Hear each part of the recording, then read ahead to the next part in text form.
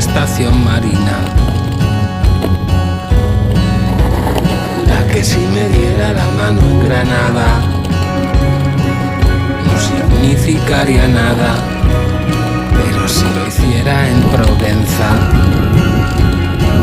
es probable que me convenza.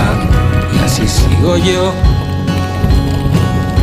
en el siglo XIX, en el siglo XIX, esperando a que se quede. Me sorprendería hacerlo bien.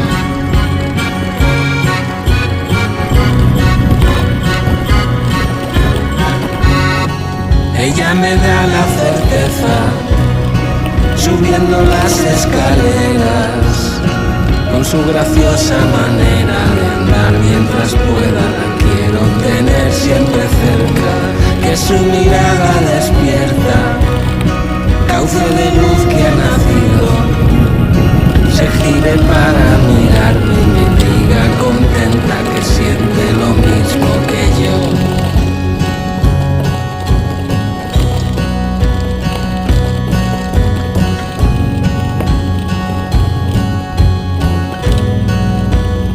Érase una vez en Maracaibo la llave de mi sosiego, la que me anuncia juegos nuevos. Le daría habaneras y sardanas y su corazón bailaría entre virutas de fuego.